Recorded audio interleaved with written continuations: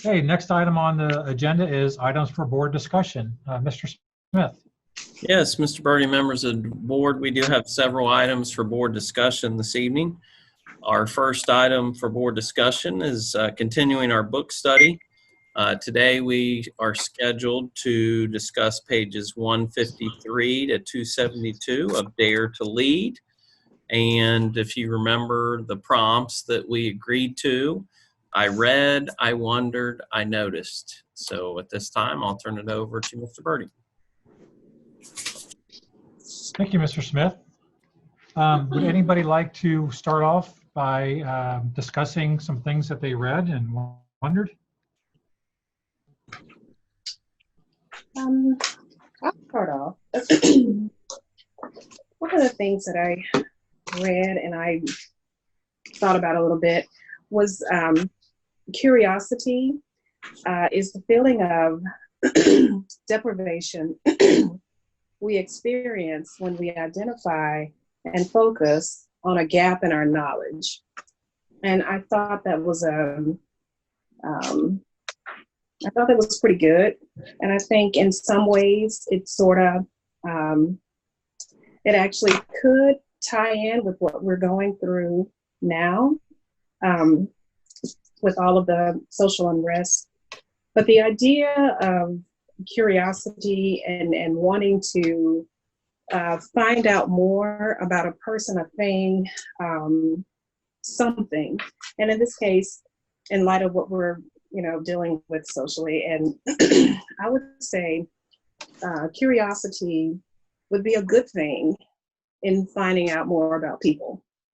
I think when we believe a certain thing about people without really taking the time to explore it, that exploration, that curiosity of wanting to know more about our neighbors and wanting to know more about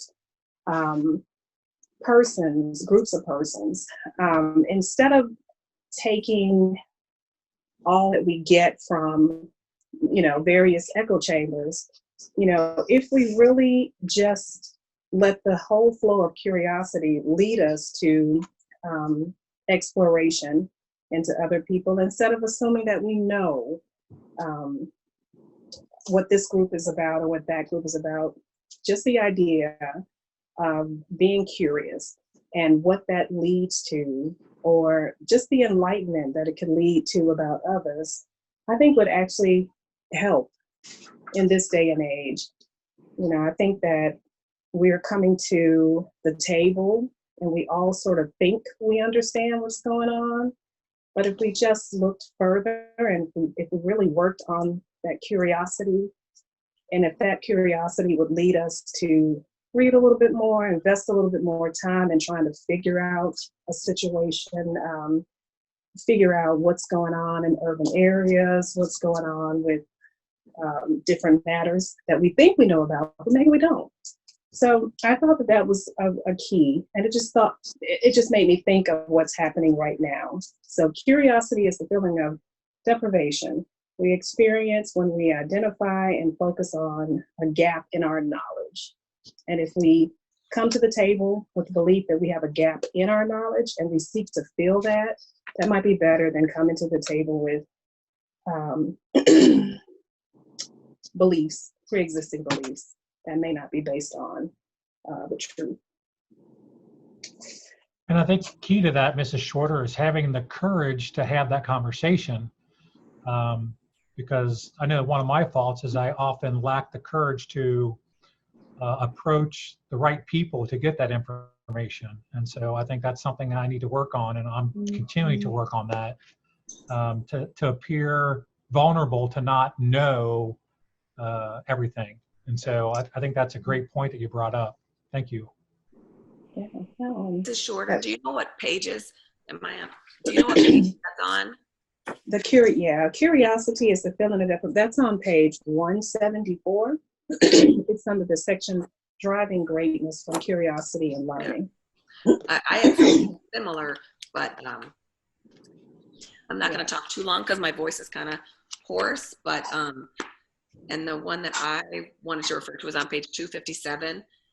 And it talks about how that calm is contagious, and that sometimes we rush to decisions, or we rush to, we almost want to like fill the void. And that could go back to Mr. Birding's comment as well. Sometimes we want to act like we know anything, but if we can just take a minute. It talks even about like breathing, and a breathing exercise on page 256 about holding in your breath for a second, and just kind of being intentional about taking a few breaths before asking questions to somebody else. I thought was interesting, because I think that can often just kind of like spew at the mouth without really taking the time to just listen. And so I thought that was interesting, and kind of goes along with asking the questions, but also listening to the answers, and not just following it up with another question, but letting it kind of sink in before you ask another question. And you notice on that page, curiosity is dabbled right in there. Yeah. Those two things are just right in there together. And then the follow on with the bravery, the courage, the being willing to rumble with vulnerability, as Michael was talking about. Yeah.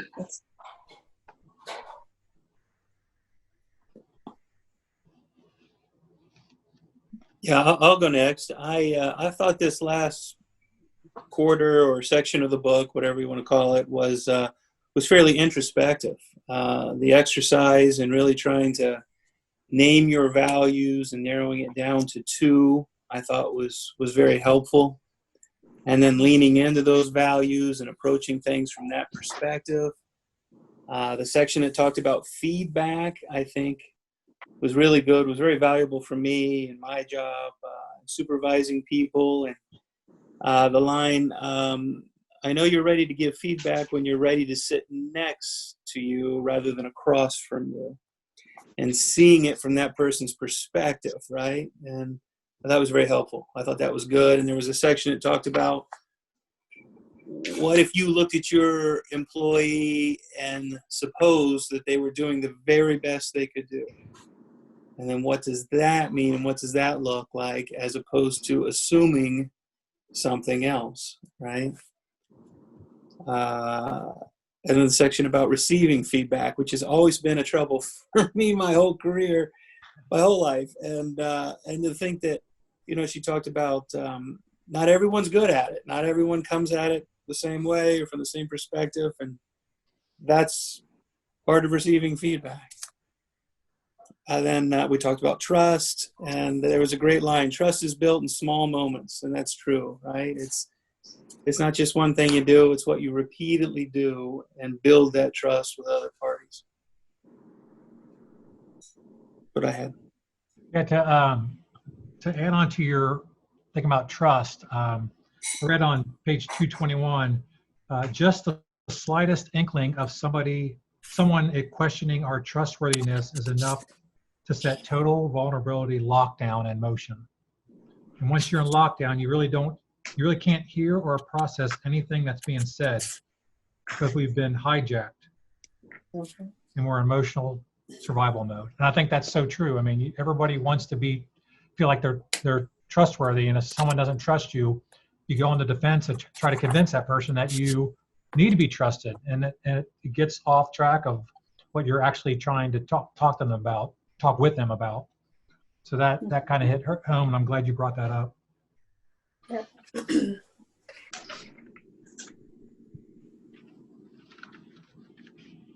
I guess I'll go next. Sort of in the section that Mrs. Shorter was talking about with the curiosity, she also talked about rumble starters and questions that we can use when we're trying to get more information. And I thought that was very helpful, especially sort of in the day and age of social media. When you try to put something out there, and people sometimes seem to sort of infer what you think without actually asking you. And I unfortunately watched a really bad situation go down on social media yesterday, and it was just somebody thought somebody meant something that they didn't, and it devolved from there. So I found the questions, the specific rumble starters, are really a respectful way to get to the bottom of how somebody's thinking something or why somebody thinks something. And, you know, if you still disagree in the end, you disagree, but it's a way to have a conversation without it becoming an argument, hopefully. And I think that's really helpful, especially in the modern social media age where you're limited to, 150 characters or whatever to try to make a point. And then I also, the part about what she called a ham fold over or something, that stuck with me, because I think about how many times in life, you say something to somebody and they just unload on you and you're like, whoa, what happened there? All I said was, how's your day? Or something. And how many times we hold on to things and then it just comes out at the wrong time. And when she was talking about the different offloading strategies. And then I also, I wonder how effective, I was reading her strategies for reckoning with emotion. And I'm wondering practically, if I try to put those into my life, how effective they will be. But I'm definitely going to try, because I think those are helpful, especially when we've all been social distancing so long. It is so easy to get kind of fed up with it and let your emotions take over sometimes. So I'm hoping that'll be helpful. Yeah, that's very good. And one of the things that might help in that, she talks about integrity partners on page 227, just having that person that it's kind of like I can't remember what she termed them in the first chapter, but it's being a part of your team that kind of keeps you grounded, and they're able to, get you on the right path if you veer off. But I think that's important, and that's something that I've been trying to use more and more. I've been adopting more and more integrity partners. I haven't always just told them, hey, you're my integrity partner, but just basically having mentors, people that will talk to you and honestly give you feedback. And she talked about feedback and receiving it. And basically, it sort of opened my eyes. Don't be so sensitive when you get feedback. Try to take it for what it is, because people are not, they don't, if you build that self-story that a person is trying to bring you down with their feedback, that story that you're telling yourself is oftentimes just, it's a fallacy. It is not something it's not real. So the idea of having an integrity partner is good. A part that kept standing out in my mind that made me just take stock of things. It's on page 194 and 195. It's that whole section where she talks about, how do you have these difficult conversations? And she's talking specifically about daring leaders, about being silent, about, speaking up, and also about having conversations that are about race. One of the things that she says is, regardless of the values you pick, daring leaders who live into their values are never silent about hard things. And I can tell you that's a really tough one. It's really difficult. It's difficult to have courageous conversations. But if you're at a place where you believe that you're able to show the empathy versus sympathy, an emphatic person should never be afraid to have these types of conversations. You never be afraid to talk about these things. And she gives a section, she says, and this is specifically about race. She says, first, listen about race. You will make a lot of mistakes. It will be super uncomfortable, and there's no way to talk about it without getting some criticism. But you can't be silent. To opt out of conversations about privilege and oppression because they make you uncomfortable is the epitome of privilege. And I think that's very important. And I've been trying to share with my friends and people in my life that having conversations is good. If we're all talking, that's got to be better than being in our silos and having our thoughts about what's happening or whatever. So don't feel, be willing to be, to be vulnerable and to rumble with that, as Michael was saying. Have those conversations because we need them so very badly right now. And I think her whole section is just so timely with what's happening in our country right now. So I just want to encourage, people to basically have conversations. Don't be afraid to voice an opinion. People are not going to always agree with you, but if it's coming from the heart and it's coming from an emphatic place, people are going to listen, and there's good that comes out of that. So, I feel like the whole book has been timely. It's been a hard year from a long time ago till now, and it seems like every time we've talked about it, the chapters that we were reading were very relevant to the issues that were going on. If I talk too long, it's going to go away, but we're very relevant to what was going on in that moment. So I feel like I'm so thankful that we did this, because I feel like it's shed light throughout the year on all the hard issues that we faced and given us some good reminders and challenges to help us through those times. I totally agree. It's a very good book.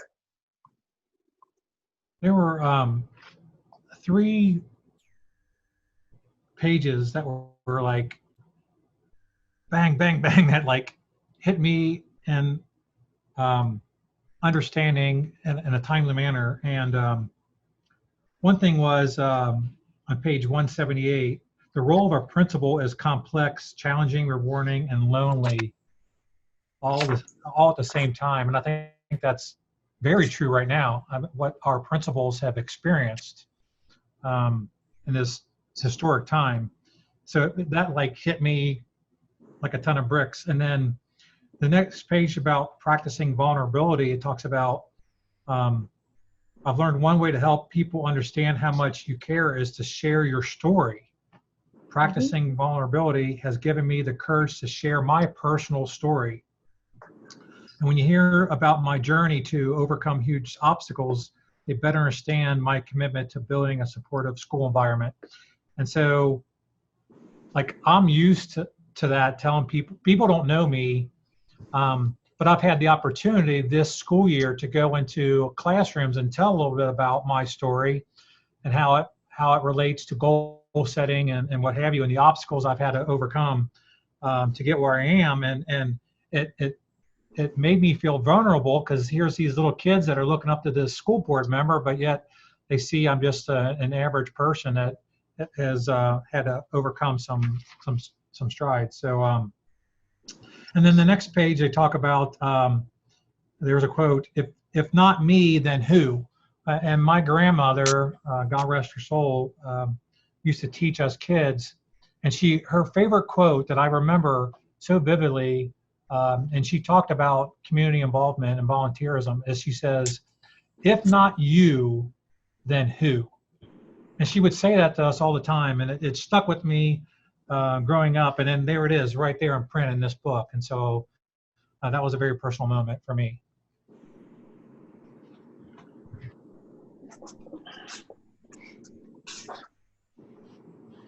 And just also, Lena, you were talking about the integrity partner, and that whole section of the book, that was so awesome. That the braving inventory and the boundaries and the reliability and accountability, the vault about keeping things, information or experiences that are not yours to share, integrity, non-judgment, generosity. That was an amazing portion of this book. So I'm glad you brought that to the forefront as well.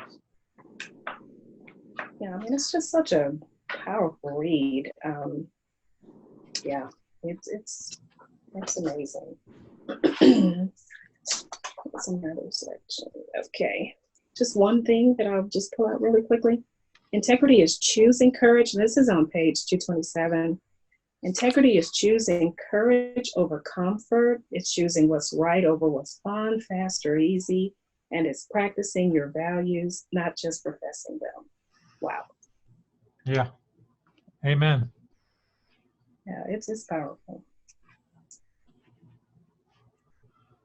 Would anybody else like to jump in? Mrs. Lane, Mr. Smith?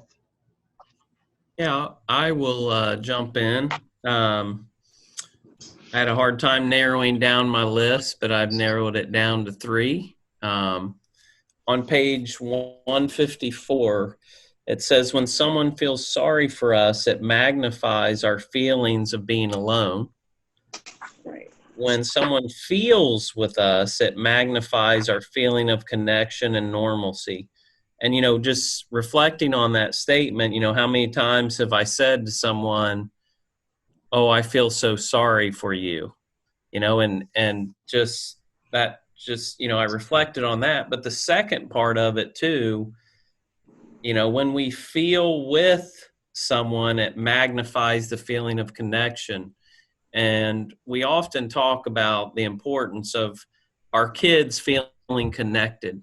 And because we serve 10,000 and we have buildings that, serve hundreds of kids and over 1,000 in several buildings, that's just critical for our kids to feel connected, for our parents to feel connected to our school community, and our community to feel connected to the school district as a whole. So that was one of the things that really stood out for me. On page 191, there was really powerful, she talks about one of her courage behaviors is don't choose silence over what is right.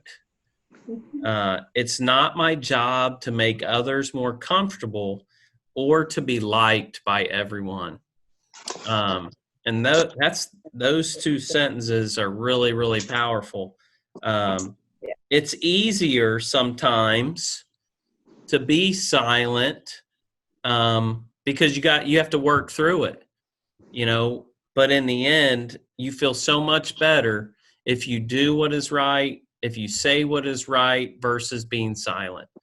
And then the second part, it's several of you have mentioned other pieces right along with this. It's easier to want to make other people feel comfortable. It's easier to do things that will cause other people to like you. And I've shared this with you guys. I'm a pleaser. And so, it's easier to just make people comfortable and try to get them to like you, but it's not the right thing. And you feel much better when you move forward and you have those difficult conversations. And it is uncomfortable. And sometimes after those conversations, there are hard feelings, but it's necessary and it's the right thing to do. So that part stood out for me. And then lastly, on 256, and I think someone else already mentioned, actually 256 to 257, I'll jump around. It's the part about calm. Calm is a superpower because it is the balm that heals one of the most prevalent workplace stressors, and that is anxiety. We talk about anxiety for our students. We talk about anxiety for our employees. And I've often talked about this at the beginning of the school year with our administrators about the importance of them leading by being the calm in the middle of the storm. Someone has to be the calm, and she talks about that on 257, the second to last paragraph. This explains why anxiety can so easily become a function of groups, not individuals. It's too contagious to stay contained in one person. We've all had the experience of one person sending a group into a tailspin. And so it's just so important for someone has to be the calm in the middle of the storm. Our kids, our students need it in the classroom, in their buildings. our employees need it, because if no one is the calm in the middle of the storm, it just results in chaos. So those are the three things. I had quite a list here, but those are the three I chose to share. So, and it has been an excellent read, very timely. And so it's been great to read and also hear the perspectives of others as well. So. Yep, and I have those exact places actually marked off. I was trying to show them the exact spots that you were reading about. Just one little place, one little thing I wanted to just bring out on page 229, and it's about it's about asking for help. It says asking for help is a power move. It's a sign of strength to ask, and a sign of strength to fight off judgment when other people raise their hands. It reflects a self-awareness that is an essential element in braving trust. I love that. I think that's one of the best parts of the book. And yeah, and all that has to be done in the schools. There's so much work that you guys are having to do. Just knowing that there's help there and asking for help, that's what it's going to take to get everything going, and it's a good thing. There's no shame in it. I think that's very important, and it's definitely braving trust. And when trust is built, asking for help is definitely not a problem. Yeah, that's awesome, Belina. I had that same thing in my book, because it is difficult for me to ask for help. That's a weakness of mine. And so that's something that I need to work on more. And so I'm like, oh, that's good. That's good stuff right there. So thank you very much for pointing that out. No problem. Anybody else like to comment?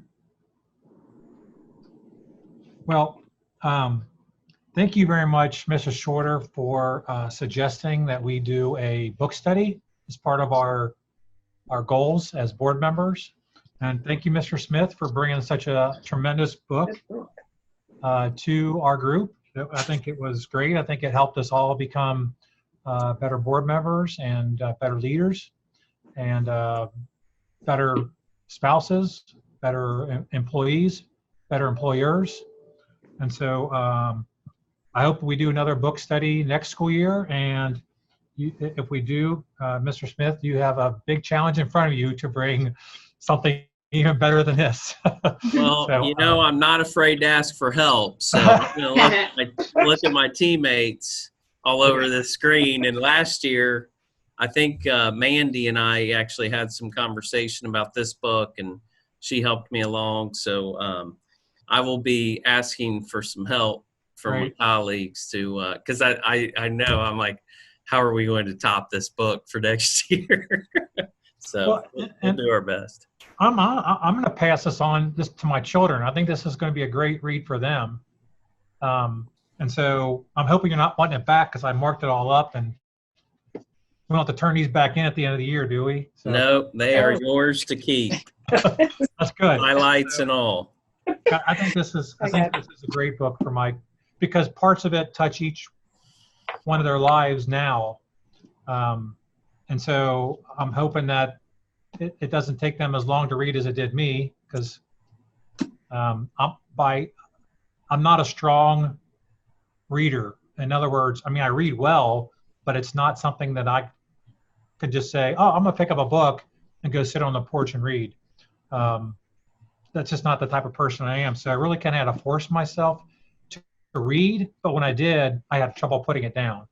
So so hopefully they'll get through this, and I think it'll benefit their lives tremendously. So thank you again very much. Yeah. Thank you very much. You're welcome. Anybody else, any closing comments on that topic before we move on? Okay.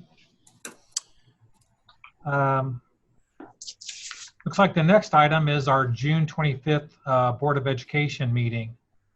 And so we talked about last meeting having discussions every meeting going forward about what our thoughts were about when should we return to in-person board meetings. And so I'll open the floor up to where people feel. I mean, it's only been a couple weeks since we last met, so not a whole lot of things have changed. But I'm open to hearing a conversation about where you think we are and where we should go.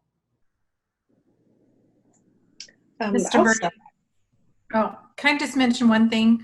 Yes. Originally, the high school was not available on that date, but now it is. So if you are considering meeting, that's a much larger space if we're interested in doing that. So I just wanted to mention high Okay. school community room is available. Thank you. Mr. Shorter? Yeah, I was concerned about the volume of the space. You know, at graduation, I felt more comfortable because it's outside. It's a large, what was outside? You know, if it's not the high school is a large room. I guess the question is, you know, are we going to have masks or are we not going to have masks? I know my voice doesn't project as well as some others, but what's the feeling on that? I think that is the biggest question for me. Are we wearing a mask or not at the meeting? What would be the options there? Well, I would just for informational purposes share with the board that employees that come to work are all wearing masks in the hallways, common areas, and we do have signs up across all of our buildings about social distancing. When folks are working in individual offices by themselves, they are able to take their mask off. But in the hallways and common areas, we are asking employees to wear masks. I just wanted to share that information with you as you make this decision. Yeah. That sounds much like the protocol at our building at Cincinnati Financial. So in the common areas, lunchroom, hallways, elevators, everyone wears masks. So yeah, I would weigh in. I know we're 3 weeks out until that meeting, but as of right now, I'm comfortable meeting and I would be comfortable wearing a mask. If that's what the group decided, I'd be fine with that. I will be on vacation June 25th, so I wouldn't be in attendance. So that takes one person out of the equation. But if we're virtual, then I would still be included. So even if we were in person, I think the law, and Mr. Clemens, correct me if I'm wrong, but I think the law would allow you to still join the meeting remotely, even if we were meeting in person, because I think that gives you the chance, if you didn't feel comfortable coming back, you could still be at your home to come in virtually. So I think we have until December 31st. And I mean, that would be a way to kind of handle it too. For those that feel comfortable coming back, they could be in person, and those that don't could be remote, as a way to like slowly get us all back together. Yeah, I think that's just as an option. It's a good idea. I went into work for the first time in months, and I had my mask, and I have it's KN5, so it's a decent mask. I was ready to get out of that thing and go home. It is a little bit more difficult when the time that you're in the mask becomes longer than 30 minutes, just enough time to do a quick type of emergency sort of task or errand. And when you start talking about hours, yeah, well, I will trudge on and do my best. It might be better for me to try and just be virtually with you guys. What if I struggled today, that's all. What if we had a larger room, or we were spread out? Like if we were in one of our elementary school gymnasiums or middle school gymnasium or something, where we could spread out even further and we had, and I'm just throwing things out there, I don't even know if this is possible, but we had microphones that were more like from our show choir stands that, you know, we could put a stand up and the microphone could be right in our face as opposed to on a desk in front of us where we could project our voices more. Or if we were so far apart in a gymnasium, you know, 30 feet apart from each other, that we don't need the masks. Of course, if the protocol is once you enter the building, you have to wear a mask, then, you know, we need to think about that as well. So those are my thoughts. Yeah. Mrs. Gundram, Mr. Begley, thoughts? I have had to go a couple places where I've had to wear masks for an extended period of time and didn't have, I had to be there that long, so I had to have it on. And I agree with Mrs. Shorter. It does get uncomfortable after a while. But if we could do something that's that far spread out and the protocol didn't require that we needed them because we were so far spread out, then that I think would be a decent option. Otherwise, I don't mind if other people feel more comfortable being in person and I participate remotely for the next session, that would be fine. But being higher risk and trying to keep it from spreading in my family, so my husband doesn't take it to his essential work either, where he's trying to keep it out of there, would be, if we can do the proper distancing, then I wouldn't mind it. But I may choose to do it remotely if other people want to do it and we can't have that kind of distance. I hope that makes sense. Yeah, I support Geraldine's thought on that. I feel the same way. The volumetric space is a consideration, the airflow within that space. If we are allowed to come into in one of the facilities without the mask, as long as you have the spacing and, the volume of the space, I'm okay with that. I feel just like Jerry. I mean, I'm in the same situation. So I just want to be cautious.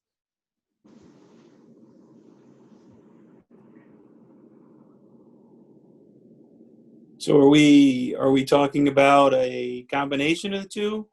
A live meeting with a virtual component?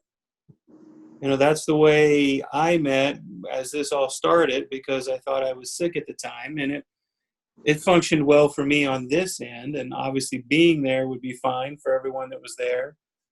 So that might work. Yeah, I'm okay with either. To me, I would like to start the process of getting back to in-person meetings because, we may be asked, according to the governor, to start school in August. And I want parents to feel comfortable that the school district is prepared to have their children in the school buildings. And and I'm just speaking my truth, I feel if the Board of Education is afraid to come back together in a school building to have a meeting, what message that might send to parents. And I may be totally wrong saying that, but I feel like I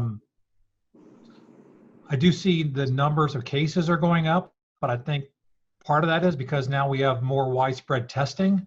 It doesn't mean the hospitalizations are going up higher. It just means that more people are testing positive. But I would like to start at least the process that the schools are ready to start getting back to what we do is educate the students in the school building, where the teachers have the biggest impact on children is when they have them in their classroom. And all students, ones that don't have the technology to keep up and the ones that do have the technology, have the same learning environment afforded to them. And the only way that's going to happen is if we do open our school buildings back up. So it's my opinion. I would like to start that process, but I'm totally okay with whoever isn't comfortable yet still working remotely. So that's my opinion. I think that it would be up to us to ask for help from Mr. Smith, Mrs. Lane, Mr. Clemens, Mr. Penny, to come up with a place where we could meet, where they feel it is a safe environment and healthy environment for us to meet, wherever that may be. I hear you, Mr. Birding, and I've been thinking about this a lot because I'm very concerned. I have a daughter with asthma, and in some of her rooms, she has to pull out that inhaler now because of stuffiness, airflow. Right. You know, some of the rooms, there's just not a lot of, the air is not moving and flowing well. So that is definitely on my mind. What I would like, because I hear you and I agree, we should be modeling an example. But the governor's office needs to model some things for us and give us a plan. And that plan needs to be very sufficient. There needs to be an assessment on what a typical size of a room should be, what should be the airflow rate. I want to know about filtration. There are a lot of technicalities that need to be considered. And we want to see that. I want to see that. I know the rest of the board members and the administration, they all want to see that, because the concerns right now for me, and the governor will have to consider this too, not every student that's a high risk is going to be able to fit in the one plan that fits all.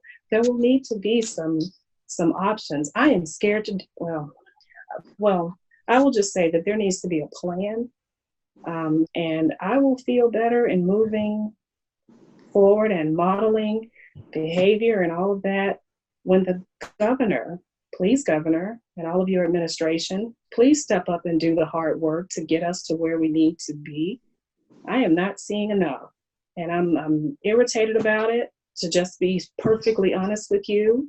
I feel as if someone is not on the ball with the CDC. These guidelines should be flowing down. A governor should be incorporating things. We should have hardline plans that are full of specificities, and I am not seeing that. And this is June, so as of right now, they need to step up, and then we can step up. Another thing for the board to consider in this discussion is whether or not, and I've been speaking with Mr. McKinney because he's taking care of us from the technology side here, and he's actually texting me and said that another thing the board should consider is, what about public? If the board has a face-to-face meeting, would the public be invited to attend? That is something you probably want to think about. And also consider the fact that if they are not, if we are live streaming this, then we may have, it wouldn't be as easy to do it in another location as it would be in the community room, according to Mr. McKinney. So those are just some considerations, and I want to thank Jeff for sharing those with me in real time so that I could share those with the board as you continue your discussion.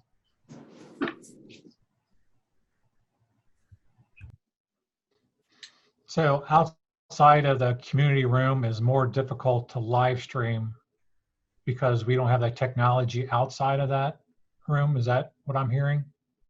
He says a live meeting, and combo with virtual meeting in another location other than community room will be tougher to make happen. TVs, internet, sound system, etc. So I think overall technology pieces may be a challenge if we are not in the community room. Now, if we had a face-to-face meeting based on what he has shared with me, if we have a face-to-face meeting in a different location and we don't do the live streaming, we go back to it can be recorded and you can watch it online, then I don't think that would be an issue based on, what he shared with me this evening. But it would have to be in a space that was large enough to accommodate everyone that's currently in this meeting and for some public or any public to attend and for them to be socially distancing. Is that? If you choose to allow them to attend, you could have a face-to-face meeting and just make it available to them via a link, just like we've had in the past. They just wouldn't be able to attend face-to-face. I believe that is an option based on the resolution that we passed. Okay, so there's several things working here. A, are we comfortable meeting face-to-face? And then if the answer is yes, then where would a safe place for us to meet? And then if that's determined, is that place easy accessed by the public? And if not, are we going to stream it so that they can watch it live? So those are all things to consider. So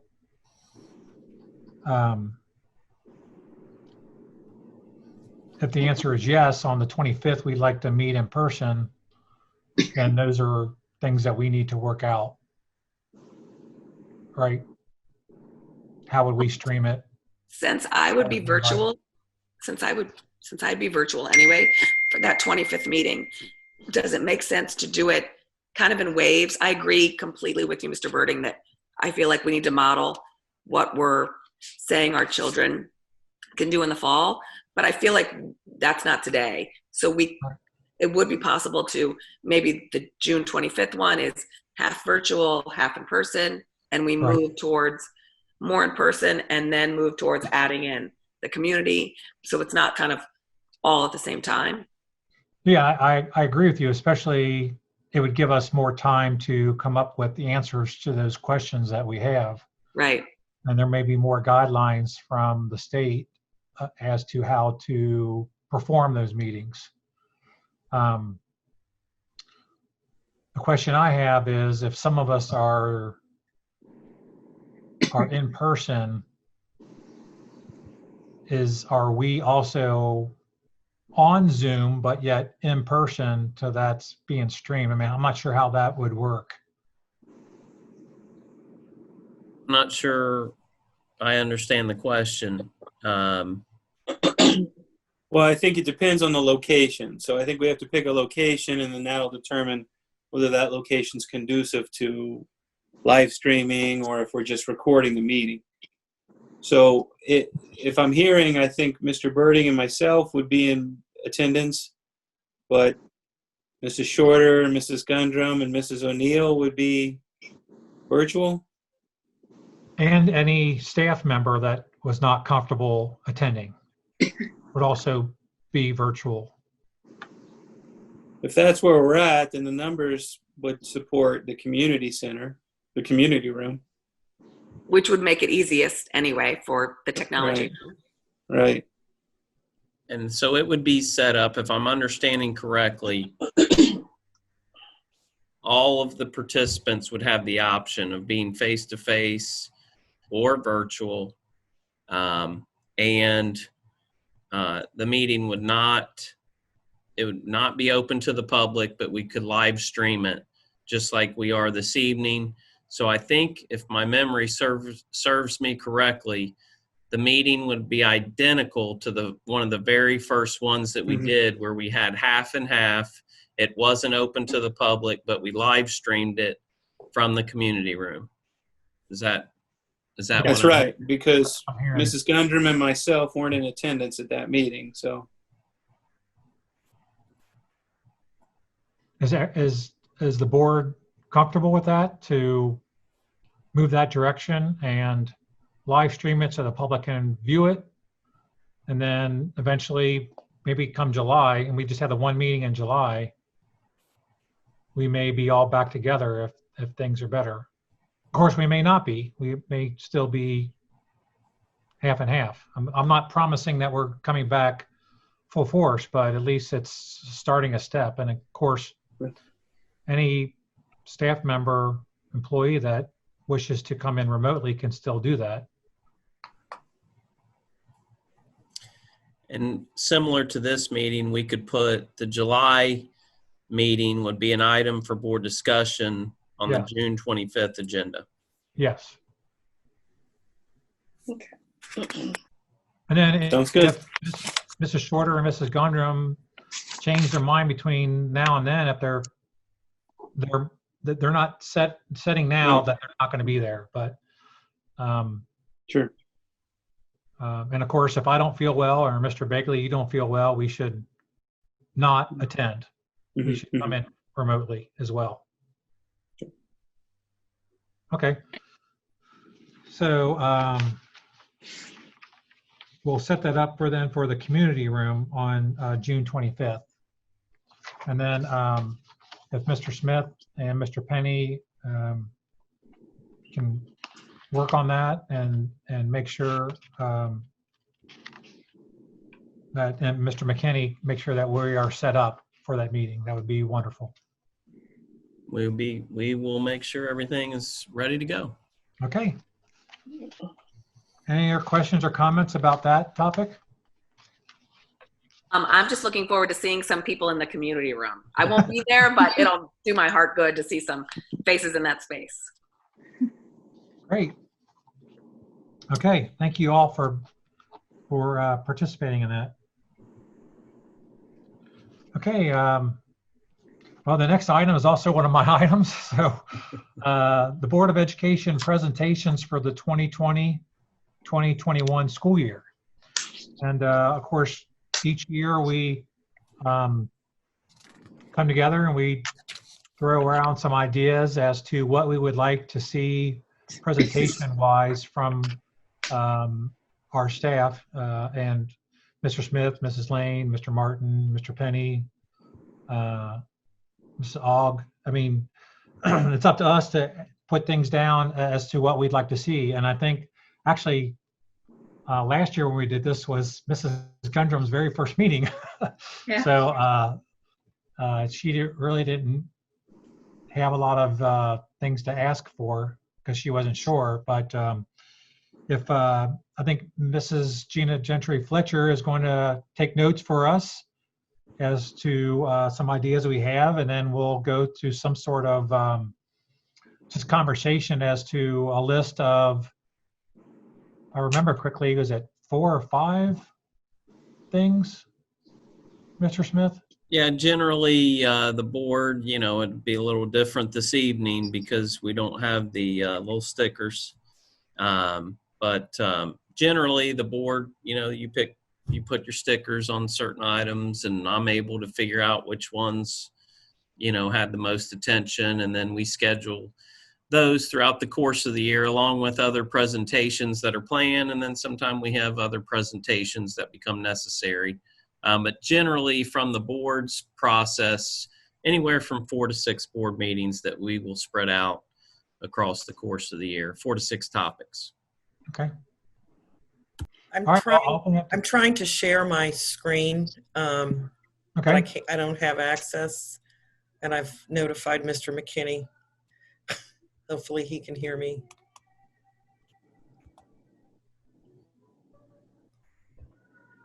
Okay. So while Mrs. Gentry Fletcher is getting that together, would anyone like to? I'll start taking notes as well. Would anyone like to start on a topic that they would like to see presented to us? I know, so next year will be the first for the one-to-one technology. So this would be something towards the end of the year, but I'd like to see how that's going, or how that transition was, or what the plan is going forward, some talk about all of that.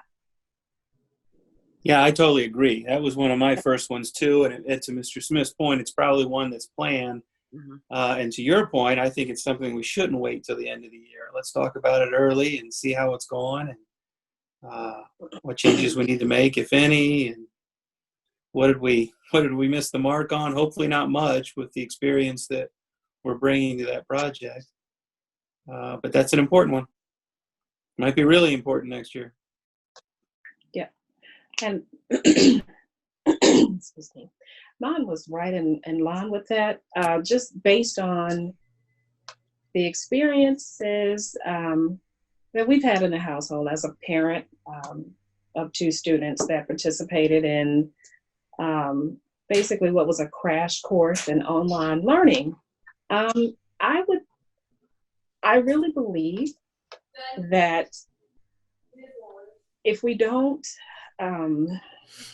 start to teach our kids how to thrive in online environments, we really need to do that. So what I was thinking is, can we have some type of presentation, which is kind of like a lean-in study that could kind of go over strategies that our kids could use. Maybe it's an organizational thing. Maybe we need to have some focus on basically how do you better organize yourself when you're outside of the typical classroom environment and you are having to self-manage as if you were in college or something like that. I did see struggles with that in my own household. And I don't know, I can't speak for all kids, but is it possible for our educators to get together and share some tips about how do you schedule things out, get yourself set in an online environment? Is there an environment that's more conducive to studying when you're just looking at a computer screen? I just think that there's so many little facets that we probably need to think about in getting ready for this full, technology, this online environment. I see some things that could be improved,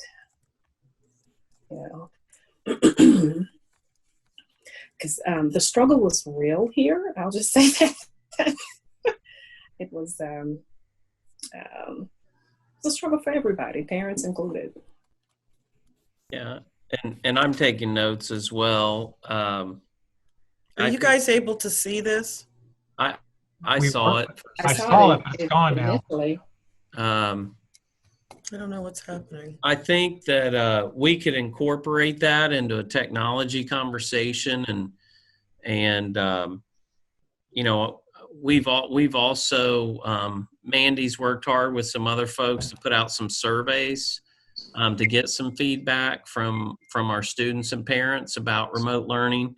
We know that there were a lot of issues with that, and I think that was the norm across the region, but we are having those conversations and taking that feedback in the event that we are utilizing remote learning, taking the feedback from our stakeholders to get better in those areas. And I won't go into great detail, but one of the biggest things that we've heard is having to go to all of these different locations to get assignments. So those are the kinds of things that we're working on to make it better. But I think even if we're not remote learning, I have a sense of what you're talking about, and I think we can incorporate that in there.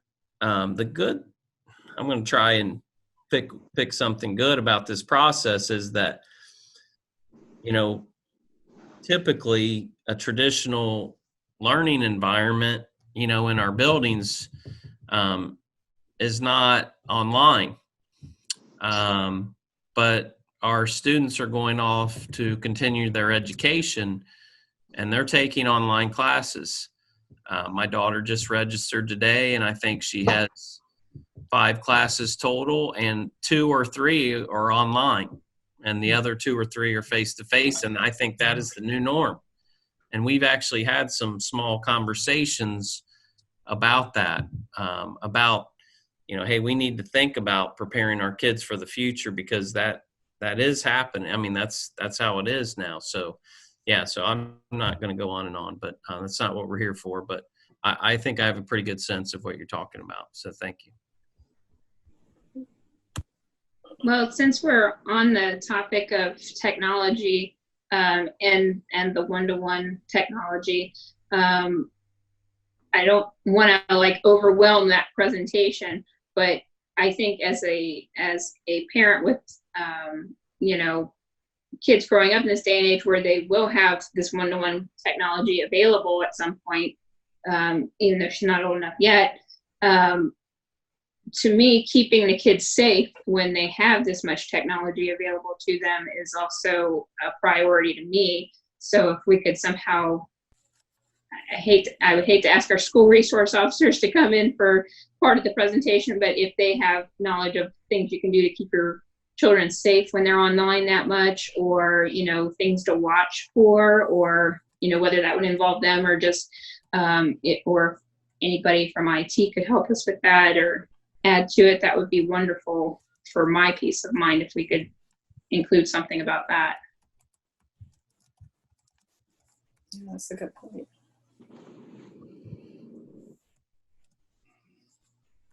Well, also to piggyback on the online learning, at one point we started engaging in online for our academy. And so, and quite honestly, I have forgotten what that discussion was. And if that's something that we could be updated on. I had a question about the academy, and I apologize that I don't remember this, or if this year has changed this plan. But is next year the year that the academy will have the middle school version and the high school version all in that building? It is. It is. So I would love to hear how that has gone and the impact that that's had in the classroom and on those students and on the building itself.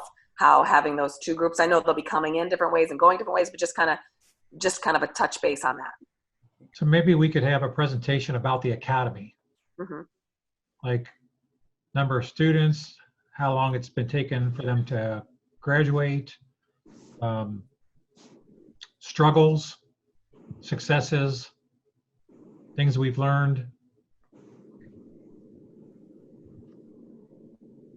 I remember last time the academy presented to us, I had said it would be great, and this isn't a board directive, this was just a comment I think I had made, that it'd be great for them to showcase some of those success stories inside the academy so that students within the current students could see what past students were now achieving. So I would love to hear about that as well, if there were just kind of an update on being able to publicize those success stories within the academy. Carrie, are you talking about maybe a student that graduated from the academy like 2 years ago? Is that what you? And now they work for Right. the police station, and they're happy and doing good. Just a place that the students at the academy can see their bright futures and examples of themselves that are succeeding after the academy. Okay, perfect. Thank you.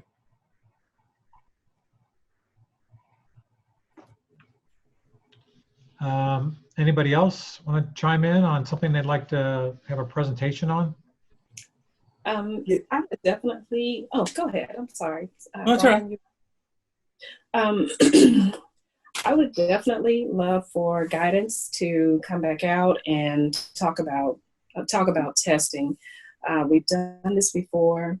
I've had a couple of parents asking questions. There still seems to be, I guess, some trepidation about our big tests, ACT, SAT, and those sorts of tests. When should they start? What's the best way to go about getting prepared for those? We have torch prep, giving parents more information about torch prep, because they won't officially get this stuff until they're, at the high school with their guidance counselors. But some parents may want to start looking at it for their ninth graders, even, especially if they're going to do college credit plus and things like that.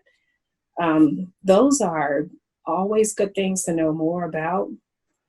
And just based on some of the questions that I've been getting, parents definitely want to know more about tips, strategies for getting prepared, and what's the best sort of program out there. Is it torch prep? Should you go the ACT route versus the SAT route, and how do you know which is better for your student?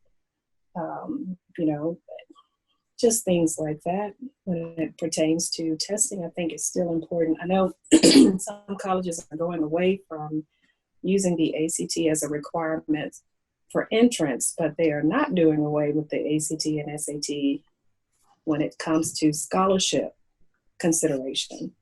So we always want to make sure that we're maximizing information for our parents and students on that. I would also say to piggyback on the guidance, we've added guidance now at the lower grades. So I'd love to just see the impact, just like the guidance came in and talked to us this time. I'd love to kind of another check-in how those additional guidance positions have impacted the kids.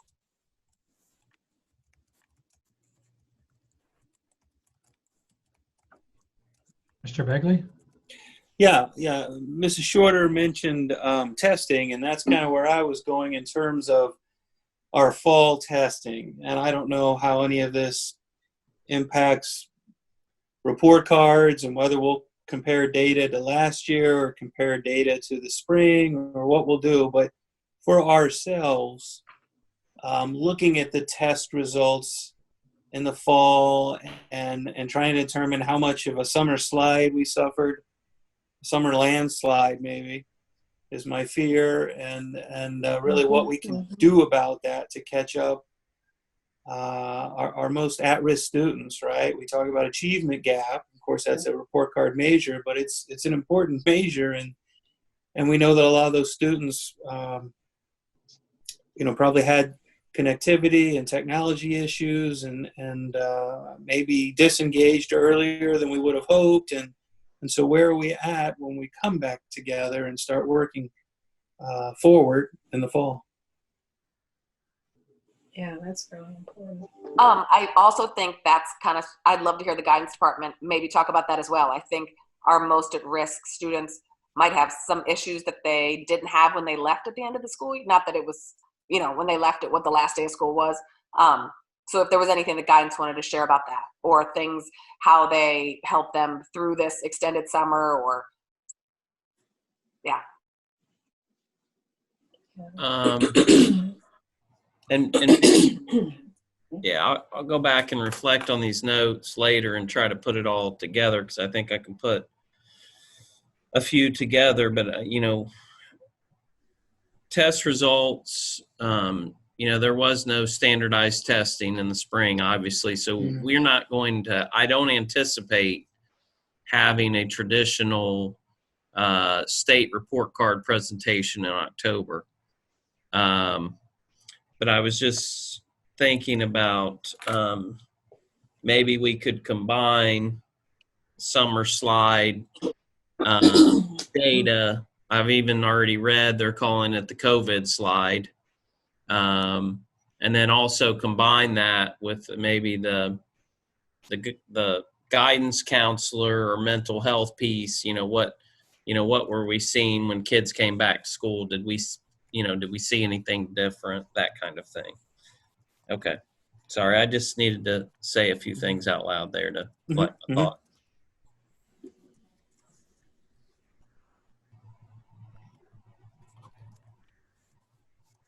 Anybody else have things they would like to see as presentations?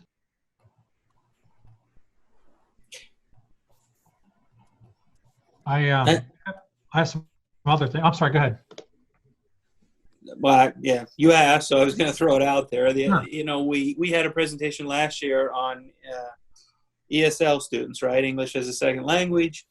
And I just thought that was so informative. It's now, you know, over 10% of our student population. And I think we've got to stay on top of it. You know, do we have enough bodies? Do we have the things we need to do? Again, you throw them right into that last group of challenged students, and there they are again, with concerns about technology and resources and connectivity, and we can't let those students fall through the cracks. So we will be finished with our EL needs assessment sometime in the fall. So I think that would be a perfect opportunity to kind of present and share the results of that and talk a little bit more about our plan moving forward. Great. Some other things I jotted down that might be topics of interest is, what about our special services? Have someone come in and talk about the kids that need the most help in our district and our special needs kids. How are we meeting their needs? How did the staff, how were they able to stay in touch with those kids during the pandemic? And again, what lessons did we learn? What help do they need? Those types of things.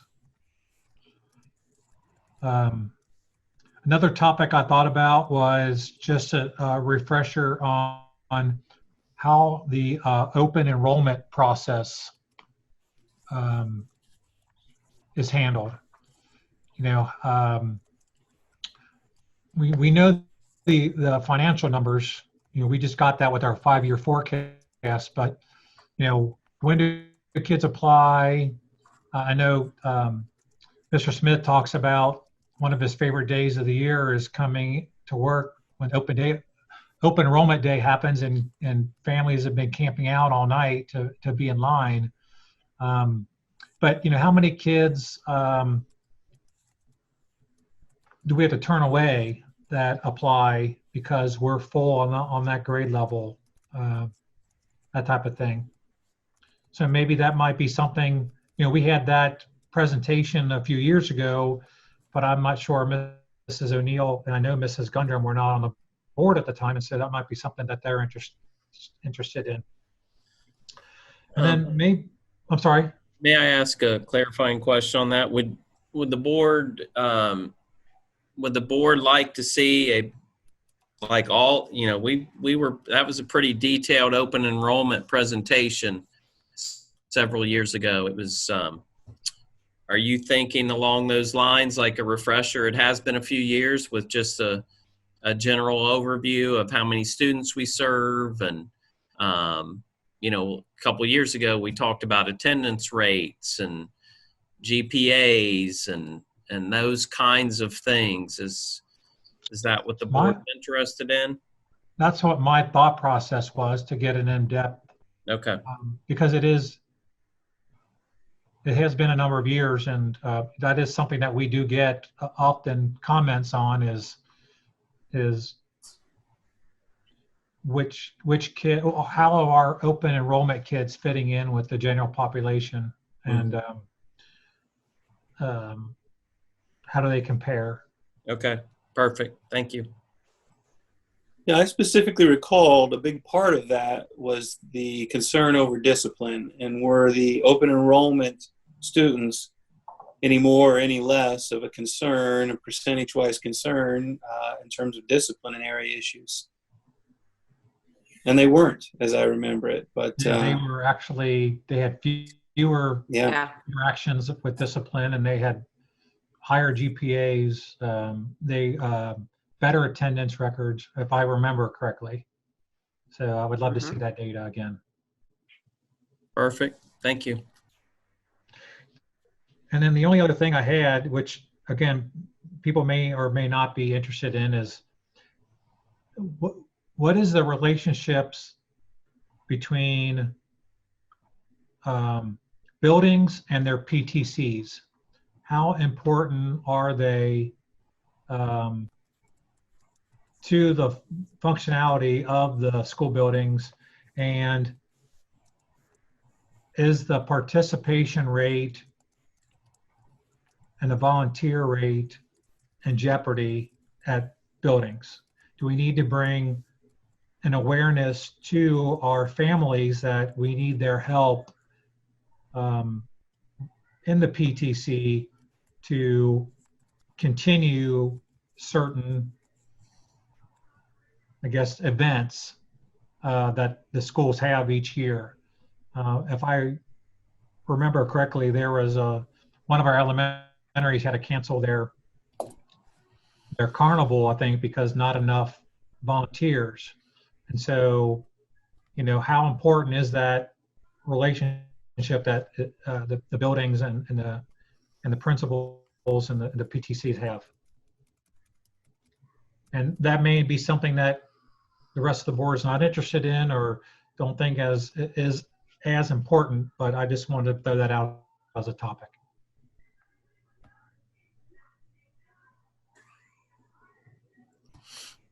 Are there anybody else that want to bring a topic forward before we start judging which ones we would like Mr. Smith and Mrs. Lane and staff to prepare for us?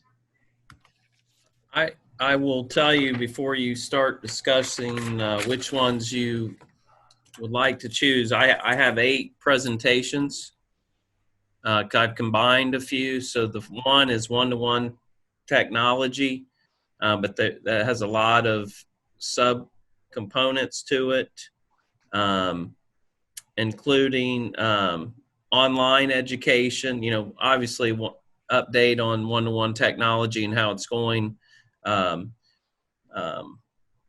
Some tips for our kids and families, you know, how are we teaching our kids to thrive in online education, which we really haven't had to until now. So we don't have a lot of experience in that, but I do think it's an important topic for the future. So online environment tips, keeping kids safe with devices, what are things to watch for? We would share some examples of how we educate our students right now about safety, because we do that. We have a lot. We have guest speakers come in. We do our SROs do some things. We'd include that. So that's a really big topic, technology. Number 2 is an update on the academy. Online, just an update on the academy, the expansion, and then showcase some academy success stories. I call it a students, where are they now segment. Number 3 is testing presentation, ACT, SAT, best way to get prepared. Should we get this information out at an earlier age? Tips, strategies for getting prepared. What are the best programs? How do you know if your students should do ACT or SAT? ACT, SAT, impact on scholarships. So those are the 3. 4, update on guidance counselors at elementary level. 5 is kind of impacts of the COVID slide. Included in that is a piece about special education students. What are we doing? How do we know what kids' gaps are? What are we doing to alleviate the gaps? And also include a piece in there on mental health and our at-risk students. What are we seeing as a result of the shutdown? So that's number 5. 6, EL presentation update, include, as Mandy mentioned, include information of the needs assessment.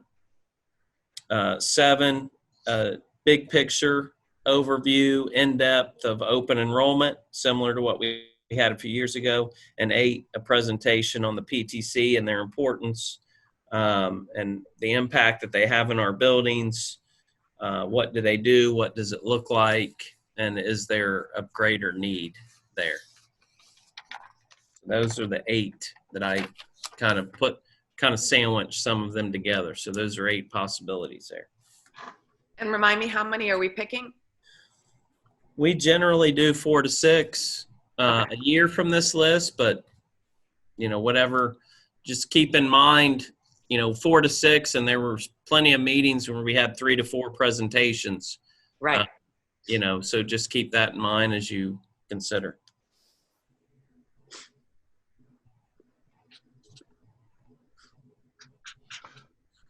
Okay.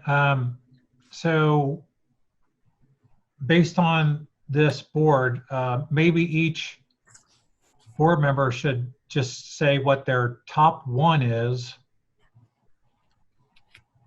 Or how about their top 3? Say what their top 3 is, and then from that list, we could try to formulate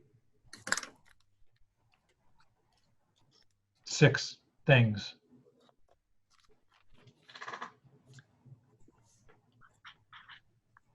Sounds good.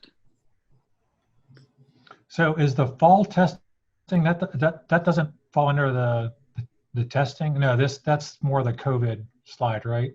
Correct.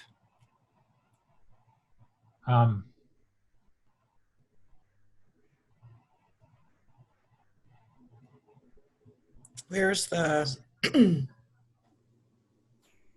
is that part of the testing? Well, we talked about, we generally have a state report card presentation, but things just aren't, as they usually are. So I think, but what we can do is include, like, we will have, some fall data, assuming that we're back and we can have, assess our kids type thing. And we might be able to make some general assumptions, but I think that could be included in the COVID slide presentation. I'm ready to vote for mine. Do you want us to just go one at a time? Sure, go ahead, Carrie. Okay. I'm actually going to give you 4. Is that okay? Yeah, sure. Okay. 1-to-1, the academy, the COVID slide, and the PTC importance. Okay, thank you. I'll go next. 1-to-1, the COVID slide, the academy. Okay, that's 3. I'm going to stick to the proper way and only do 3. You're better than I am. I don't think I have oh, here it is. Sorry, guys. Mrs. Gundrum or Mrs. Shorter?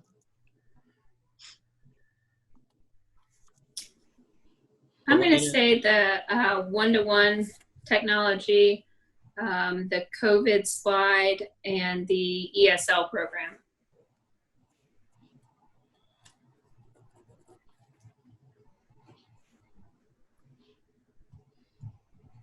Mrs. Shorter? Yep, definitely 1-to-1 testing. And let's see, I'm stuck between the academy and the ESL. I mean, since we could go up to 4. Right. Yeah. I say push the boundaries a little bit. Well, I definitely want to hear about the ESL program, especially with the numbers we've been getting. I definitely want to hear about that. But I also want to hear about the academy kids. I can't be limited to 4. I just These are all good topics. They are. They are. Gosh. Yeah. Testing, 1-to-1, academy, ESL, the COVID slide. I'd like to hear about that too. Oh gosh, yeah. Just put me down for all of them. I'm sorry, I'm breaking the rules. Just don't even count me. So Bad. 1, 2, 3, 4. Sorry, Michael. The things that are gathering the most interest are the one-to-one, the academy, COVID, ESL, and testing. 1, 2, that's 5 topics. And That's 5 topics. if I There you miss go. somebody, please let me know. That's okay. I didn't give you mine, but I mean, those are my same. I'm under the same process. It's hard to pick 3, Yeah. but to me, I heard the same. Like I would say the ESL and the testing, and so that gives them 2 points. So like all 5 of us wanted one-to-one. Academy's got 3 or 4 votes, and COVID slide has 3 or 4 votes. ESL has 2, and testing has 2. So that's 5 topics. And so that's within the 4 to 6 range that Mr. Smith was talking about. So does that fit everybody okay? And those Can 5 I topics? just a clarifying question? I just want to make sure I understand. So the testing one, we're talking about the ACT, SAT. Yes. That's what we're talking about for testing. Yes. Correct? Yes. Okay. Yep. Guidance. Okay. Thank you. And the guidance counseling, where does that go? That one didn't make it. Yeah. So I have it. Okay. It's one-to-one, academy, testing, COVID slide, and EL presentation. Got it. Yes. Yes, that's correct. Okay. Perfect. Is everybody happy with that? Everybody good? Yep. Awesome. Okay, well, thank you very much for participating in that. I'm looking forward. And of course, Mr. Smith will figure out the best time of year to present these things to us. And then, of course,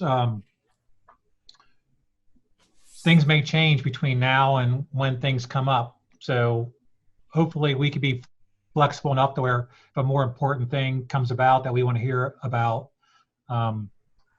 that would be presented to us as well. Okay? All right. Right. All right. Mr. Smith? Thank you. All right. Next item for board discussion would be job descriptions, and I'll turn it over to Mrs. Myers. Thank you, Mr. Smith. So I have a list of extracurricular job descriptions that have been presented to you in the past month. So just to remind you of what this process looks like, we have an extracurricular review committee that goes over all the applications for either any new requests for extracurriculars or a change in title, schedule, whatever it may be. That committee reviewed all of those back in April. We approved those, and then Mr. Martin presented these the May work session. He presented all of these positions, and then at the regular session, he brought them back for approval. So these were approved last month by the board. Now we have created these job descriptions. So along with Mr. Martin, he has reviewed all of these job descriptions as well as the FCTA president. And most of them, all of the new positions, especially it's your standard job description language that we use throughout all of our extracurriculars. Any job description that had a change in, usually it's a title or schedule, there is a change in that description.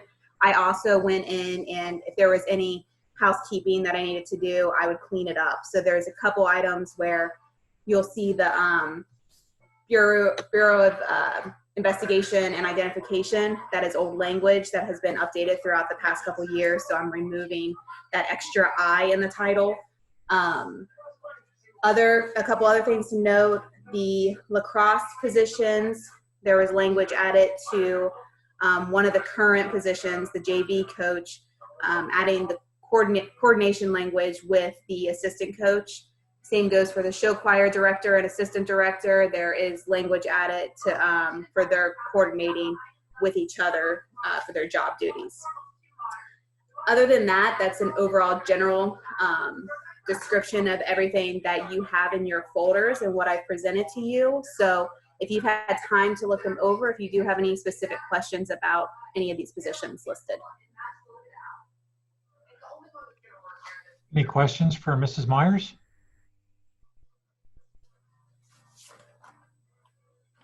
Okay, thank you very much. Thank you.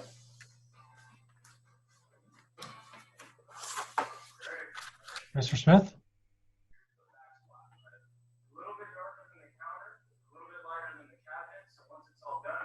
Mr. Smith disappeared. Hey, Mr. Smith is not there, so I think the next item is board policies. And so we can move on to that. And it looks like Mrs. Meyer, you have the first two. Yes. So my two board policies are new temporary policies that we have been required to put out from OSBA, and these are specific to the Families First Coronavirus Response Act legislation has put in place. So the first one is GBRA. This one is specific to the expansion of the Families First Coronavirus Response Act, adding that expansion to FMLA qualifications. If you're familiar with FMLA, there are specific qualifications you must meet in order to be approved for it. This is adding that piece to it. For the Families First Coronavirus Response Act, it's temporary through December 31st. So these two policies will go through that date. That is the first. Also, I have reviewed both of these with Mr. Martin and Mr. Clemens as well. So that's GBRA is the expansion into the FMLA that is fits within that 12-week eligibility period. The second policy is GBRAA, which is specific to emergency paid sick leave. That this runs with the GBRA policy. So this speaks specifically to what happens in those first 2 weeks for an employee or staff member who may be in a situation like this. So this is just another piece to add for the Families First Coronavirus Response Act. Any questions? Any questions for Mrs. Myers? My only question would be is, once we vote to enact these policies, come January the 1st, do we need to vote to retire these policies? That was my question as well. I did, when I talked to Mr. Clemens, brought up that point. I think it should just basically drop off because it does have an actual expiration date within the documents and the law. But I'm not familiar with that process with any other board policy. If there was any past time this has happened before. But I would think with an expiration date in place, we'd be able to just remove it. Yeah, I do think since the expiration date is on there, I think it would naturally expire. However, I'm not legal counsel, but I'm sure that, we will get guidance come, as we get closer to those dates about, if the board needs to take any action on those policies. Okay. Thank you very much, Mrs. Myers. Thank you. Okay, Mr. Martin. Thank you. I have two much easier policies, and the ones that she had, those were pretty difficult. They came with some difficult regulations with them as well. My policies are two policies that deal with the board's functioning in board meetings. The first one is BDDB, and it talks about the agenda format. Both of these policies, by the way, are just updates. There's not substantial changes in them. They've just been changed by OSBA and their attorneys to reflect the Robert's Rules of Order a little bit better, and also the thoughts of some of their attorneys. One of the big changes, and it's in both policies, is that once an agenda is approved, it requires a 2/3 vote of the board members who are present in order to change that. Other than that, there were just little slight changes, like they changed the word a tabled motion. They changed it to postponed to make it just a more modern verbiage. BDDC is agenda preparation and dissemination, and the same changes are in that one as well. I have, because Mr. Smith and Mrs. Lane deal with these agendas and the format and the dissemination of them, I've run these policies by them and by Mr. Clemens, and we feel that the policies before you brings them up to date. Any questions about either of those? Any questions for Mr. Martin? Okay, thank you very much. Well, thank you.